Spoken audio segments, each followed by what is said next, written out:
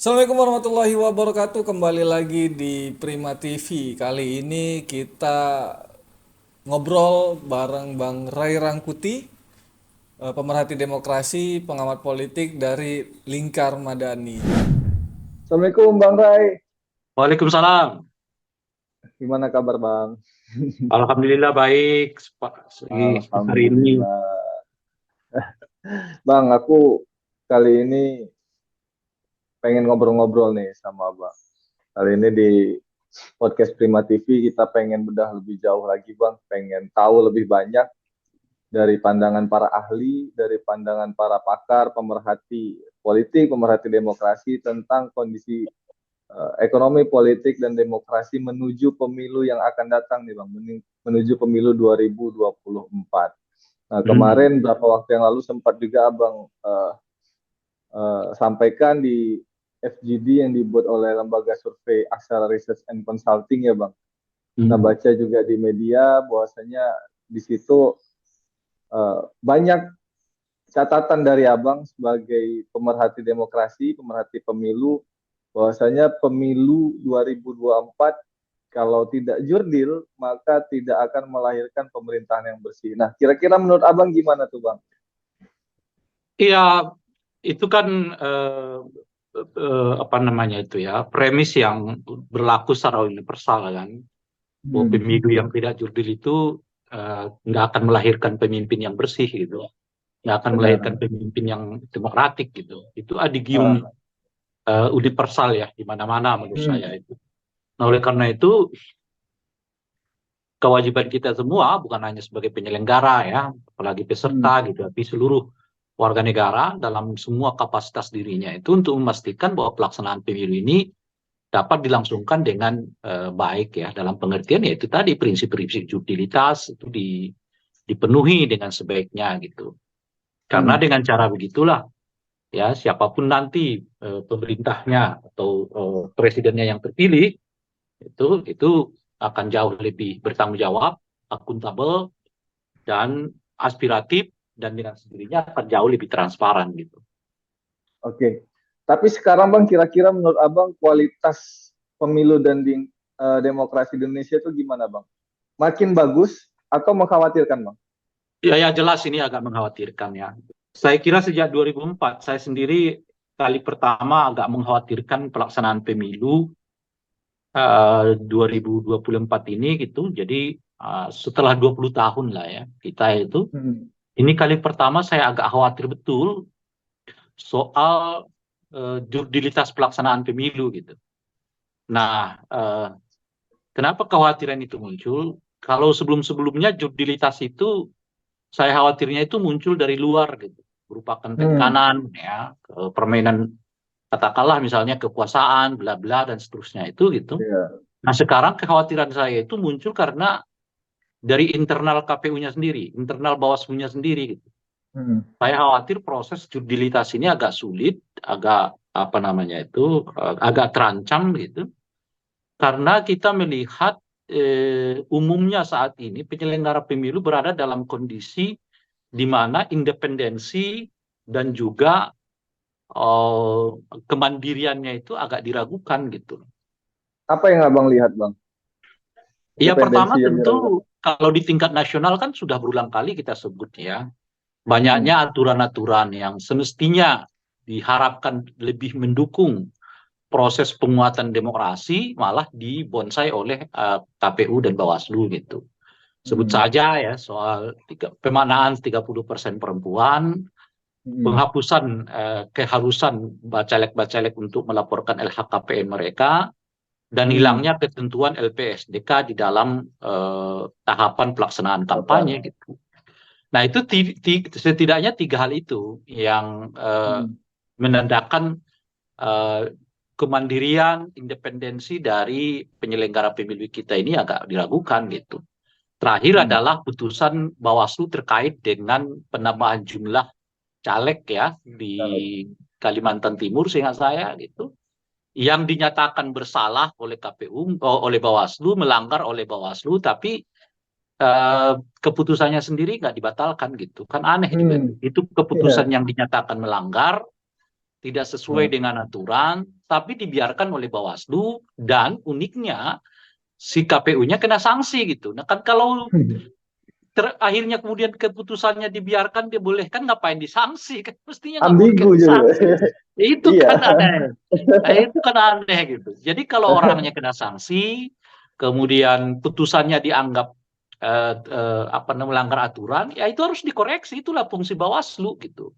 Benar, Nah, benar. ya, nah ini yang saya sebut tadi itu tadi. Jadi agak itu di tingkat nasional ya. Kalau kita ke tingkat apa namanya itu ya Daerah. daerah gitu, saya kira banyak informasi sekarang yang berkembang berkaitan dengan bagaimana seleksi ya, anggota KPU Ya. Bawaslu yang tengah dilakukan ini gitu ya, Hmm. yang umumnya terdengar banyak mendapat rekomendasi dari partai-partai politik gitu ya.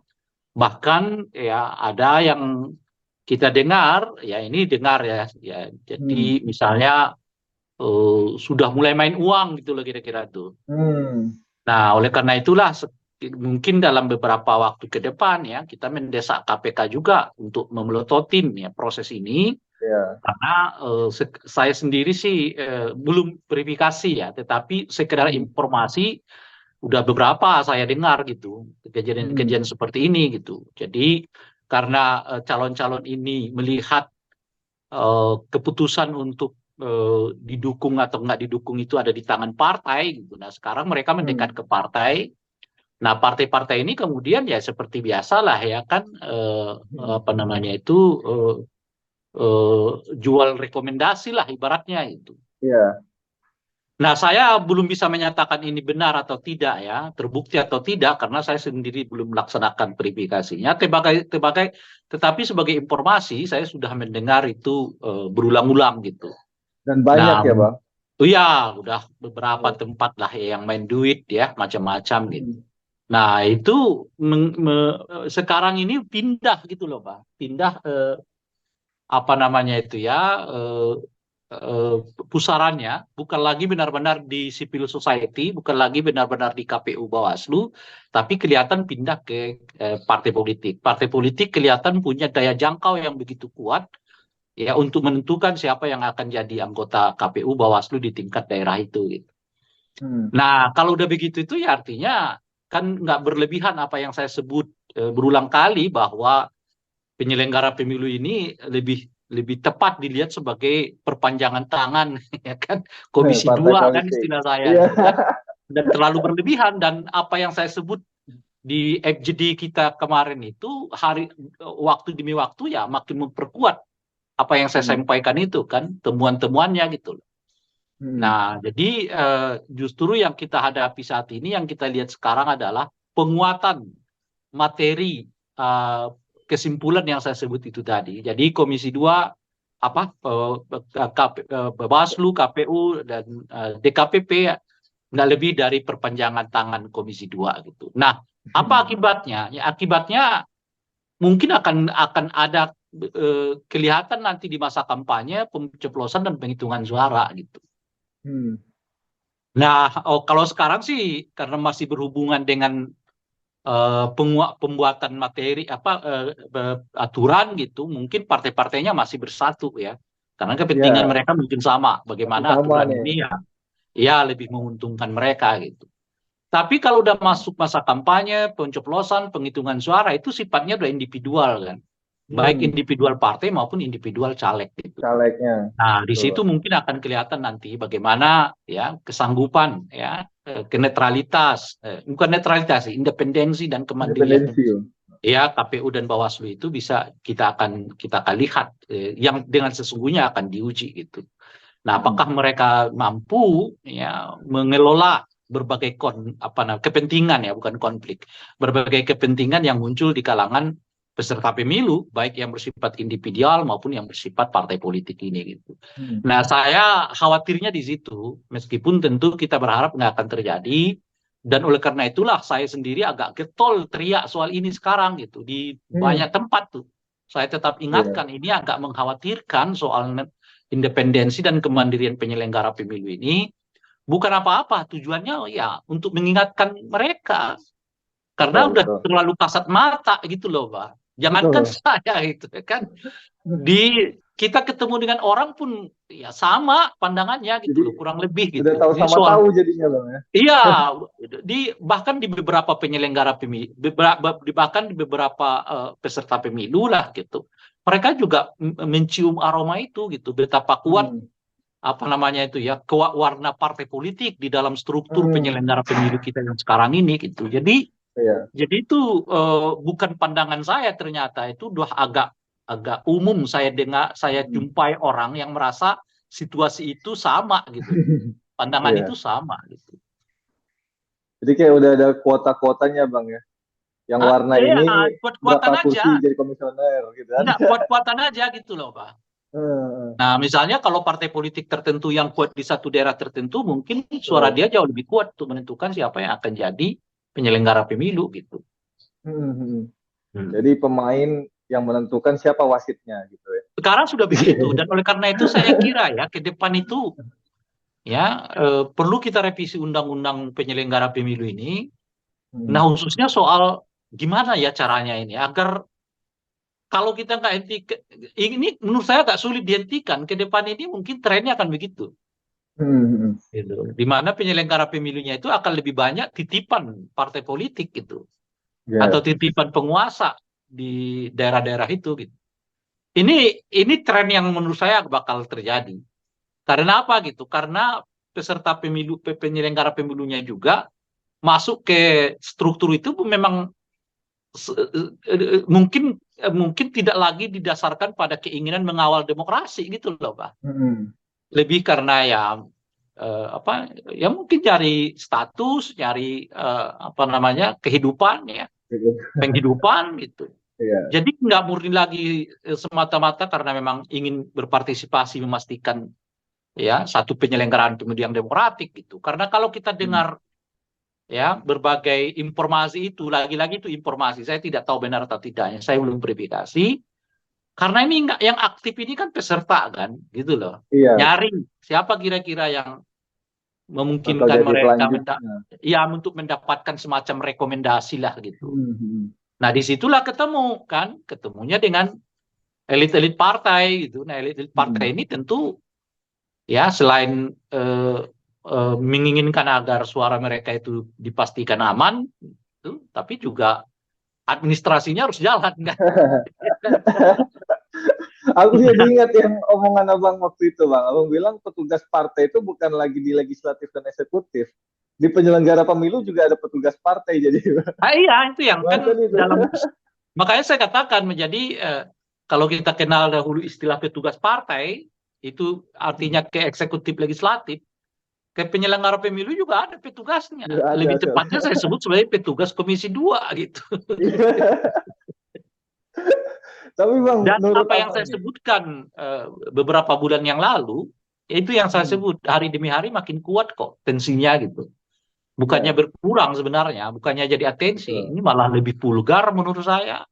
Hmm. Sampai informasi terbaru yang saya dengar itu adalah soal dugaan adanya main uang itu gitu. Hmm. Nah, kan pada saat itu saya belum tahu tuh informasinya kan, Iya. dua atau 3 bulan yang lalu gitu. Kalau sekarang sudah agak ramai saya mendengar adanya dugaan permainan politik uang di dalam apa istilahnya itu Penentuan ya, perekrutan ya, seleksi bang ya. seleksi ini Iya. gitu. Tapi menurut abang ya, abang ngamatin. Ini kondisi penyelenggara kita mengkhawatirkan ya bang. Ke depan kualitas demokrasi kita juga ya nggak mungkin akan baik kan. Nah posisinya masyarakat ini gimana sekarang bang?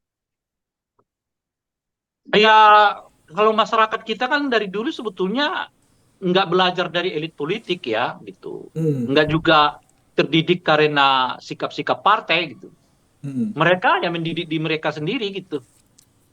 Nah dengan cara apa ya? Dengan cara melihat berbagai peristiwa yang terjadi. Gitu. Nah kalau misalnya penyelenggaranya pemilu seperti ini gitu ya, mungkin saya katakan itu agak mengkhawatirkan itu karena interest publiknya juga masih rendah gitu loh, Mbak. Iya, iya. Sehingga dengan begitu ada keleluasaan yang memungkinkan peran-peran yang dapat mengotori demokrasi ini dilakukan gitu. Hmm. Nah, Nah, jadi itu yang saya sebut tadi ini mengkhawatirkannya di situ karena intensitas perhatian publiknya terhadap penyelenggaraan pemilu ini juga belum belum terlalu tinggi gitu. Kalau mm-mm. terlalu tinggi mungkin kalau tinggi mungkin justru praktek-praktek yang seperti ini dapat lebih dieliminasi. Iya, iya. Nah, ini Atau kan mungkin sekarang, merajalelanya itu, kalaupun disebut uh, merajalela ya, iya, ataupun isu yang begitu banyak berseliweran nih, ya karena mereka melihat publiknya nggak begitu peduli lah, nah belum ada iya, perhatian yang cukup lah terhadap proses ini gitu. betul, betul. Nah, ya makanya kan harus ada upaya sosialisasi terus-menerus juga kepada masyarakat Mm-mm. bahwa situasi kita kalau dilihat dari konteks rekrutmen itu gitu ya, atau seleksi itu gitu. Mm-mm. Rasa-rasanya ya perlu perhatian dari seluruh warga untuk Mm-mm. dapat memastikan kemandirian dan juga apa namanya itu independensi penyelenggara pemilu ini benar-benar terjamin gitu. Iya. Atau mungkin Nah, mungkin karena akan nggak viral aja mungkin bang ya? nanti masyarakatnya akan melihat di 2024 yang akan datang. Kalau Heeh. kenyataannya banyak hal yang dianggap ganjil gitu ya, nggak masuk dalam kerangka berpikir kita logik nggak logik ya seperti putusan Kaltim itulah ya kan eh Iya, dinyatakan dengan tegas dan meyakinkan terjadi bersalah pelanggaran pelanggaran. tapi nggak dikoreksi cuman yang melakukan Oke pelanggaran putusannya. disanksi gitu kan. Kan kalau ada putusan-putusan yang kayak begini kan orang jadi bertanya-tanya ini gimana Apa sih ini? kalau iya kalau nggak melanggar ya jangan disanksi dong kan kira-kira gitu Iya ya kan. betul. Betul. Kalau melanggar Atau ya kalau dinyatakan melanggar ya ditolak dong ditolak hasil keputusannya yang dicabut gitu keputusannya. loh kira-kira Iya, kan dan dikoreksi orangnya kan gitu. disanksi gitu. Jadi jangan Betul, disebut betul. ada pelanggaran tapi orangnya disanksi gitu ya. Mm, Ya, sementara pelanggarannya dibiarkan gitu. iya. Jadi aku teringat yang ini Bang, kemarin kasus KPWRI itu masalah kecurangan verifikasi administrasi itu Bang. Hmm. Pendaftaran partai kan. KPU Hmm. di kabupaten kota itu dipecat, KPWRI itu cuma dikasih sanksi teguran tuh. Nah, itu dia Padahal kan dalam pembuktiannya kan jelas dibuktikan bahwasanya itu adalah arahan dari KPU pusat kan gitu. itu dia kan itu yang saya sebut tadi. Jadi makanya saya tidak selalu mengatakan ini KPU, saya selalu mengatakan penyelenggara pemilu. Nah, Hmm, penyelenggara pemilu itu ya tiga entitas itu, ya KPU, iya, Bawaslu, DKPP gitu. DKPP. Iya, jadi ya nggak apa namanya, saya nggak selalu mau mengatakan bahwa itu KPU gitu. Enggak, Heeh, ketiga-tiganya terasa kok. Termasuk ya Bawaslu kemarin kan, ya iya. kan? Nah, itu putusan terakhir yang terakhir ya Bawaslu sampai Hmm, saat ini gitu. Tapi hmm, sebelum-sebelumnya kan kita tahu ada apa namanya bukan sosialisasi, ya sosialisasi lah yang pakai uang di iya. masjid. Nah, nggak dia Heeh, apain oleh Bawaslu gitu iya, dan katanya sebagainya dan belum masa sebagainya. kampanye, Bang. Iyalah, kan selalu ada argumen gitu kan. Akan ada selalu argumen. Nah, masalahnya argumen itu masuk akal apa enggak gitu loh, Pak. Iya, Kalau cuma iya. sekedar argumen pasti ada argumennya. Betul, betul, Bang. Ya, bahkan hari ini kita ngelihat ya, Bang, dan publik pasti mengawasi. Bawaslu itu ya cuma bisa ngeluh kan, dia ngeluh nih, ada masalah, KPU bermasalah segala macam. Tapi nggak ada tindakan, Bang. Gimana kira-kira? Iya, tindakannya ya ngancam-ngancam aja. Ngancam aja. Nanti akan Itu kita yang saya sebut laporkan getah nanti sambal. kan gitu. Kami akan Iya, DKPP kan KPU sampai sekarang nggak iya, ada, nggak ada. kan? Kami akan polisikan. DKPP aja apalagi polisi. Iya, Jadi ngancam-ngancam aja. Dan apakah ada perbaikannya? Nggak, kita nggak dengar nggak ada juga ya. Iya, gitu. betul. Cuman hilang di telan waktu aja. Mm. Dan misalnya ketika Bawaslu mengancam akan mendekapP-kan terkait dengan data pemilih atau data caleg sangat agak silap itu, kan kita nggak tahu apakah KPU sudah memenuhi permintaan Bawaslu atau Mm. tidak. Yang ada itu tiba-tiba isu itu hilang aja gitu kan. Iya, ya kita udah lupa aja kan gitu. Isinya udah Ya, hilang. kalau kita kan udah pasti lupa lah yang masalahnya Iya, banyak ya kan gitu. Nggak betul, mungkin betul. kita lagi fokus pada satu dua isu. Iya, Tiap hari ada aja perkembangan seperti ini seperti itu gitu. Karena belum selesai soal ancam mengancam untuk dilaporkan itu, sekarang udah muncul kasus Kalimantan Timur gitu loh. Iya. Nah bang, tapi aku pengen tanya bang ke abang nih. Terkait hari ini kan ya pemerintah itu berwacana dan terus menggaungkan bahwasanya kita anti korupsi, kita berantas korupsi dan sebagainya. Tapi dari yang abang bilang tadi, PKPU menyatakan bahwasanya LPSDK dan LHKPN itu nggak wajib untuk dilaporkan kepada KPU. Itu nanti bang, mungkin masyarakat hari ini belum aware ya, belum belum tahu dampaknya seperti apa. Tapi nanti kira-kira menurut abang nih, biar masyarakat tahu apa dampaknya ketika LPSDK ini tidak dilaporkan, kemudian LHKPN dari caleg itu tidak disampaikan, tidak dilaporkan terhadap nanti hasil pemilunya bang. Kira-kira orang-orang atau Kalau partai seperti apa yang akan lahir gitu? ya sebetulnya banyak lah, merembet dari mana-mana. Yang paling yang yang susah itu kan akibatnya susah melacak eh, apa namanya uang-uang haram masuk di dalam pemilu kita Hmm. gitu. Padahal kan Hmm. sebelumnya PPATK dengan juga Kapolri udah menyatakan kan ada tensi ya kan triliunan rupiah uang uang haram masuk ke pemilu dan uang Hmm. narkotika masuk ke pemilu kata Bareskrim saat Hmm. itu kan. Iya. Nah itu melacaknya gimana gitu loh Pak. Hmm. Nah sebetulnya kita dulu dibantu oleh LPSDK itu kan untuk Iya, bisa iya. memastikan orang-orang ini partai ini dapat terima duit kalau bisa ya hariannya laporannya gitu bukan hanya Betul, di betul. awal dan di ujung gitu ya. Hmm. Nah tapi sekarang dengan dihapuskannya itu ya melacaknya gimana paling hebat tuh di ujung. Nah di ujung itu kan semuanya masuk ke apa namanya itu lembaga audit independen yang dibentuk oleh KPU atau yang ditunjuk oleh Hmm. KPU gitu. Dan sepanjang sejarahnya ya, belum pernah kita mendengar audit hasil audit dari lembaga audit independen itu yang menyatakan ada masalah gitu loh Pak. Hmm. Selalu bagus semua gitu. Sepanjang sejarahnya ya gitu. Iya. Belum pernah kita mendengar ada audit hasil audit dari lembaga audit itu yang menyatakan keuangan partai ini bermasalah gitu. Laporan Hmm. keuangan penggunaan pemasukannya Semuanya itu bermasalah. bersih. Ya selalu apa namanya dapat diterima Hmm. gitu. Nah, kadang-kadang kita juga berpikir ya ini kalau sudah 5 kali, 4 kali pemilu hasilnya ya, hasil auditnya selalu bagus semua, padahal di lapangan kita tahu ya kan seperti Masalah apa semua nih. penggunaan uang itu gitu ya gitu. Iya.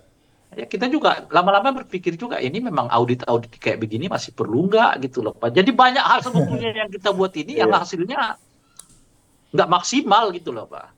Jadi Iya. seperti tempelet aja gitu. Nah Atau nanti juga mungkin penyelenggara pemilu kalau ujung-ujungnya adalah lebih banyak di apa namanya itu eh, eh, berkolerasi dengan partai politik, ya mungkin kembali lagi ke sistem lama di Orde Baru itu penyelenggara pemilu ya peserta pemilu sekaligus penyelenggara pemilu gitu loh Pak. Ngapain lagi kita bentuk-bentuk yang namanya independen lah apalah dan sebagainya gitu. Ujung-ujungnya secara diam-diam ya orang-orang partai juga gitu loh Pak. iya, iya. Balik lagi kan. Balik lagi. Nah, jadi banyak hal yang sebenarnya kita kita ciptakan dengan sangat bagus, tetapi sejauh ini belum optimal gitu. Alih-alih optimal Hmm. yang ada adalah menurun gitu ya. Menurun, menurun. Independensi, ya kan, kemandirian penyelenggara pemilu kita lihat menurun, keberanian Bawaslu sama juga ya. Hmm. DKPP juga buat putusan yang loh, kalau anak buahnya jadi pecat yang memerintah gimana dong? Nah, nggak ada juga. Iya. Gitu-gitu kan. Jadi ya kita lihat ini semua gitu. Jadi mudah-mudahan ya kita ini kan selalu harus ada ininya dulu ya, ada bentroknya dulu. Bentrok bukan fisik ya maksud Hmm. saya. Iya. Nah orang Ya tuh harus terbentur dulu lah situasinya. dibentur-benturkan dulu ya. Orang Indonesia itu umumnya Iya. kayak begitu baru, aduh kok begini ya gitu. Nah mungkin Iya. 2024 ini akan kelihatan itu. Kalau penyelenggara pemilunya makin begini nih, ya kan, apa namanya dana kampanyenya makin nggak bisa dikontrol, mungkin akan muncul kesadaran publik gitu. Hmm. Nah kalau sekarang itu kan orang-orang tuh lebih sibuk soal urusan elektabilitas kan gitu. Masih Termasuk yang umumnya di kawan-kawan Masih media. ngurusin rumput stadion bola, Bang. Iya, u- umumnya di media juga begitu, lebih Iya, lebih banyak ngurusin soal apa namanya itu ya, tingkah laku para politisi ini, khususnya iya, capres-capres gitu, dibanding iya, soal tahapannya sendiri gitu. iya betul. Jadi apa namanya jalannya itu nggak diperhatiin, tapi sibuk melihat mobilnya nih kan gitu, Ya, supirnya dia. Nah, ya, padahal itu aksesori-aksesori gitu iya kan. betul betul Eh, betul. itu yang satu, yang kedua, apa namanya itu, kalau ya fokus perhatian masyarakat juga dengan sendirinya ke bawah ke situ gitu, ke soal Hmm, copras capres ini gitu ya. Padahal kan yang paling penting sebetulnya bagi kita di luar peserta pemilu, bahwa para peserta pemilu ini berlaku fair gitu loh kira-kira. hmm, betul. Nah, jadi ya apa namanya itu ya. Ya itu yang saya sebut tadi, harus dibentur-benturkan dulu. Mungkin 2004 ini semacam benturannya sehingga muncul kesadaran lagi untuk Hmm, lebih ya mengelola lagi nih, iya. apa namanya, peserta pemilu kita gitu. Tapi terlambat nggak bang kalau harus nunggu pemilunya terlaksana dulu baru kita sadar bang? Iya, ya memang gimana ya, memang situasi kita begitu, kulturnya begitu gitu. Kalau Iya. nggak ada, kita ini orang yang kita ini baru ngeh kalau ada peristiwanya gitu loh, Pak. Hmm, iya Padahal kan iya. misalnya sebagai contoh lah kan, udah berulang kali nih kita disebut-sebutkan Jakarta itu akan tenggelam tahun sekian gitu kan, Hmm, semua orang merasa bahwa itu khayalan gitu loh kira-kira. iya. Iya. Nah, mungkin baru terasa nanti kalau betul-betul kejadian gitu. Nah, kayak Hmm, gitu-gitulah kita ini sebenarnya kan. Jadi ya iya. makanya idiom yang sangat populer di kita itu adalah belajar dari pengalaman. Jadi ada pengalamannya dulu baru. Iya. Kalau kalau Oh kalau iya, berangkatnya dari antisipasi situ. gitu ya, antisipasi kecenderungan kita anggap itu Iya, ya, apa nah, bukan hal yang kemungkinan urgent. kemungkinan gitu loh Pak. Iya, Gitu. belajar dari pengalaman betul. Nah itu ambigunya. Nah ini Iya, iya, pengalaman nih, mudah-mudahan tahun depan lebih baik lagi gitu. Tahun iya. depannya lagi, kejadian lagi. Ini pelajaran lagi nih. Mudah-mudahan tahun depan lebih baik lagi. Kita ini Iya, bangsa yang sangat rajin belajar, turut dengan itu sangat rajin tidak naik kelas gitu loh, Pak. iya, betul, betul. Ini pemilu Pemilu keempat keempat pasca pasca reformasi, reformasi, Bang Bang. ya. Hmm, Ketiga, kelima. Ini kelima pemilu ini. kelima ya ke depan. Iya. Pemilu ke-13 dalam sejarah pemilu di Indonesia. Nah, Abang sebagai pemerhati pemilu aku banyak baca, aku banyak lihat track recordnya panjang lah dari era 90-an sejak Abang mahasiswa sampai hari ini masih concern, masih fokus untuk mengawasi pemilu. Bang, kira-kira dalam sejarah pemilu di Indonesia mungkin nggak pemilu 2024 itu menjadi yang terburuk, Bang? Kalau situasinya masih terus kayak gini ya, masih dibiarkan gitu. Ya kalau pakai penglihatan sekarang ya, ya saya khawatir akan begitu gitu. Saya khawatir akan begitu. Hmm. Nah makanya kan kita harus Dan cegah dari sekarang gitu loh, Pak.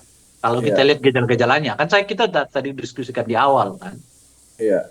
mana penyelenggara pemilu ini umumnya saya sebut sebagai apa namanya itu ya, petugas Komisi 2 gitu ya, yang kelihatan belum terjadi apa-apa karena ya semuanya masih bersatu pada keinginan yang sama kan.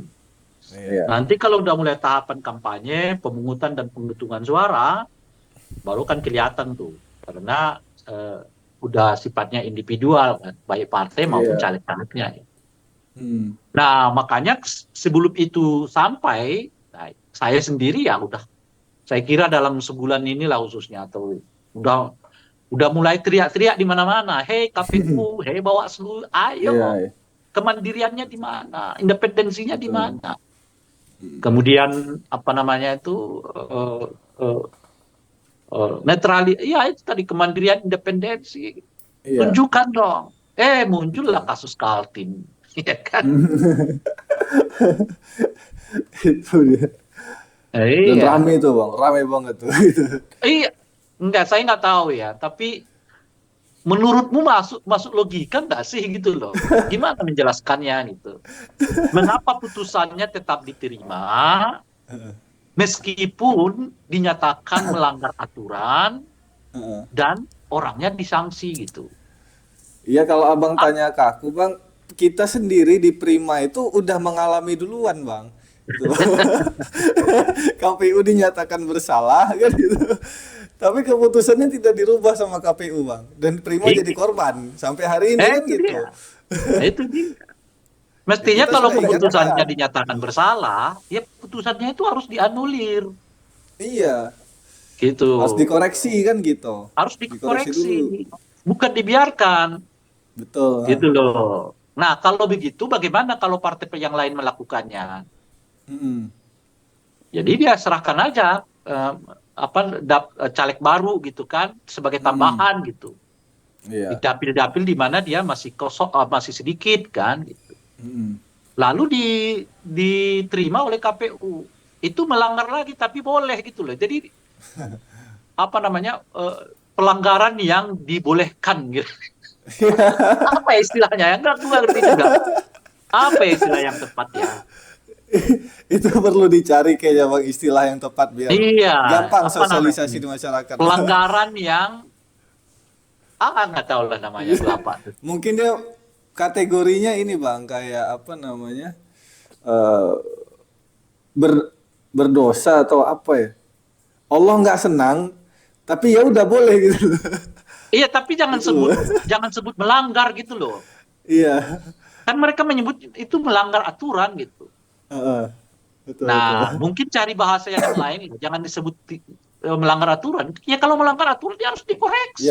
iya benar. Namanya juga Itu. melanggar gitu. Ini namanya melanggar Ya. gitu. Nah, jangan jangan jangan kecuali Anda buat redaksi yang lain itu bukan pelanggaran, itu Hmm. cuma kealpaan dan oleh karena itu dibiarkan, tapi karena ia alpa, ya kan kira-kira gitu, kita beri sanksi Hmm. peringatan gitu loh Sanksi, kira-kira kan, iya, supaya nggak alpa lagi. Itu lebih make sense, iya bang itu.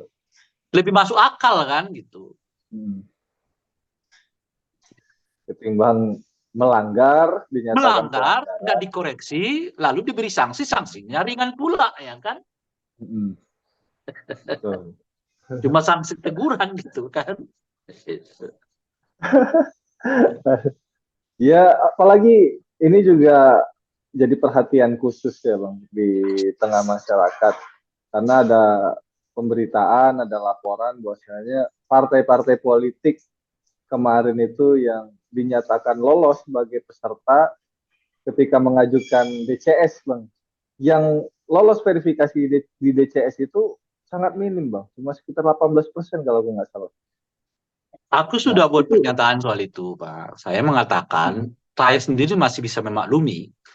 uh, Karena dua hal itu. Hal pertama, ya minat orang memang nggak sebegitu besar seperti dahulu gitu ya. uh, Yang kedua adalah mereka yang ikut pun masih wait and see kan saat itu. Antara iya, ini benar-benar terbuka apa kembali ke tertutup gitu loh tertutup. kira-kira dulu. Ya, Nah, oleh karena itu ya mereka juga apa namanya itu membuat apa namanya itu ya persyaratan ala kadarnya gitu loh kira-kira itu. Nah kalau terbuka ya baru dilengkapi, kalau nggak terbuka ya sudahlah kita juga nggak kan kira-kira gitu loh Pak. iya, Bahkan boleh jadi mereka juga akan menarik diri dari pencalekan kan kalau betul, akhirnya nanti akan tertutup gitu. Yang betul, menang betul. kalau kita belajar dari yang sekarang ya nggak ada satu partai yang lebih dari 3 kursi ya perolehan Hmm, suaranya di dapil itu.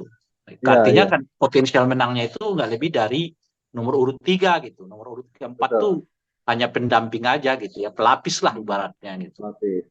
Nah jadi karena itulah kemudian banyak yang apa namanya itu belum memenuhi syarat BSM ya, Hmm. BMS ya gitu. DMS, ya, Nah, belum bisa. makanya kan diperpanjang gitu. Maksud saya itu lalu setelah diperpanjang itu dikasih lagi perpanjangan oleh KPU. Hmm. Itu sesuatu yang aku sendiri bisa pahami gitu loh, Pak. Hmm. Nah, tapi setelah perpanjangan kedua yang itu sebetulnya dispensasi gitu ya. Hmm. Itu eh, ada lagi perpanjangan yang nggak mungkin lagi itu udah nggak tepat lagi gitu loh, Pak. Nah, itu tapi di tengah-tengah perpanjangan revisi itulah ada penambahan caleg. Nah ini Hmm. penambahan caleg ini yang nggak ada aturannya gitu loh Pak. Iya. Yang diberikan 2 kali itu adalah revisi atas Perbaikan. persyaratan ya Iya, administrasi betul. para caleg. Menambah Betul. jumlah caleg itu nggak ada Nggak aturannya. ada. Nah kasus Kaltim itu adalah menambah jumlah caleg di tengah-tengah verifikasi ya administrasi DCS Iya. ini gitu kan. Tuh. Iya. Nah saya bisa memahaminya kenapa sampai begitu. Ya yang ketiga inilah kebiasaan partai kita juga gitu. Merekrut orang tuh menjelang Ngasal. pemilu gitu. Iya. Iya. Mestinya jauh-jauh itulah berulang kali saya katakan. Kita ini mau memilih tertutup terbuka pun pada dasarnya nggak ada masalah. Tapi kalau cara partai politik kayak seperti sekarang, ya beresiko kalau kita memilih cara tertutup gitu. Kenapa gitu? Terbuka aja mereka baru daftar, baru kita tahu siapa caleg-calegnya itu sekarang kok gitu. Iya. Sebelum pemilu gitu, beberapa katakanlah beberapa bulan sebelum pemilu, apalagi tertutup gitu. Iya. Mestinya kalau mau ya, itu tetap udah di endorse itu sejak setahun yang lalu. Ini loh bakal caleg kita, bakal caleg kita, bakal Betul, caleg kita. betul. Jadi udah jelas itu. Ada Iya. nama-nama yang sudah tertera gitu. Dan orang itu udah, apa namanya itu, udah dipersiapkan kan itu. dan dia sendiri udah bekerja sejak setahun yang lalu. Iya. Nah ini kan orang mau bekerja bagaimana belum tentu nanti DPP pilih Namanya kita masuk. kalau kira-kira. Iya. Kan? Nah Betul. tertutup itu juga boleh aja tertutup asal ada ketentuan persyaratan tambahan gitu. Jadi nggak hanya tertutup tok gitu, tapi harus ada ketentuan tambahannya. Apa ketentuan tambahannya itu? Memastikan daftar caleg itu setahun sebelum pemilu itu sudah fix gitu loh. Iya, iya. Jadi misalnya kita pemilu Februari 2024, Februari 2023 yang lalu kita udah tahu siapa caleg-calegnya gitu. Di dapil mana dan partai mana. Iya. Dan itu dibuka, boleh nggak diganti-ganti. Iya. Kecuali karena alasan-alasan yang diperkenankan oleh undang-undang gitu.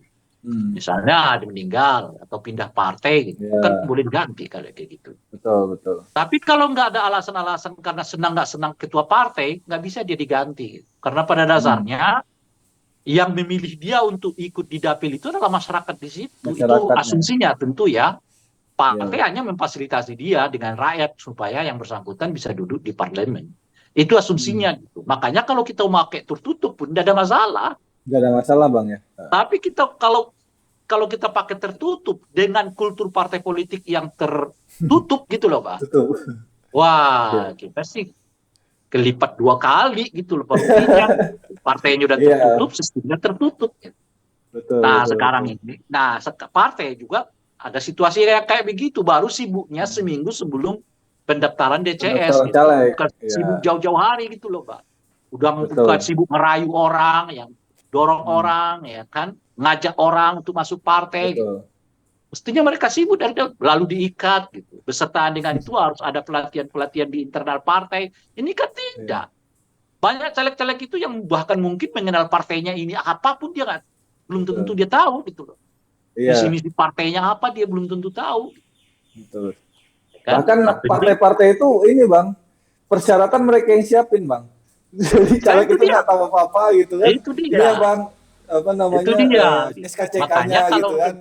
Kejadian kayak kemarin itu hampir lebih dari 80% belum dinyatakan memenuhi syarat, aku bisa memahaminya gitu. Nah, salah satu faktornya itu ya soal wait and see itu kan, ini tertutup apa terbuka. Kalau tertutup, saya dengar banyak dari kawan-kawan yang bacalek ini gitu. Kita lebih baik nanti Bung Rai, nggak ada gunanya kita di situ, ya buang-buang waktu, buang-buang materi ya kan gitu. Iya. Belum tentu nanti pemilu berikutnya kita akan dicaleg lagi, belum tentu juga. Kasihan Bang sebenarnya kan mereka. Ya itu makanya kan pada wait and see kan. Kenyataannya terbuka tetap kan. Nah kalau terbuka itu kan orang merasa tetap lebih fair kan. Ya kemampuan saya mendulang suara ya cuma segitu kan kira-kira gitu ya. Iya. Ini makasih banyak ya boleh ngobrol sama Bang nih Bang, ganggu waktunya. Oke. Nanti kita coba untuk bedah lebih lanjut lagi Bang, kita coba lihat juga situasi yang Ya, berkembang, gimana masyarakat semoga makin sadar kan gitu ngelihat situasi betul, politik hari ini, kondisi betul. demokrasi. Jangan sampai kayak kekhawatiran yang Abang bilang tadi, pemilu 2024 jadi yang terburuk dalam sejarah di Indonesia Ya. kan gitu Bang ya. Mm. Oke Bang, itu aja dulu untuk diskusi kita hari ini Bang. Sampai ketemu lagi di diskusi yang lain nantinya Bang ya. Makasih Bang, Assalamualaikum. Waalaikumsalam warahmatullahi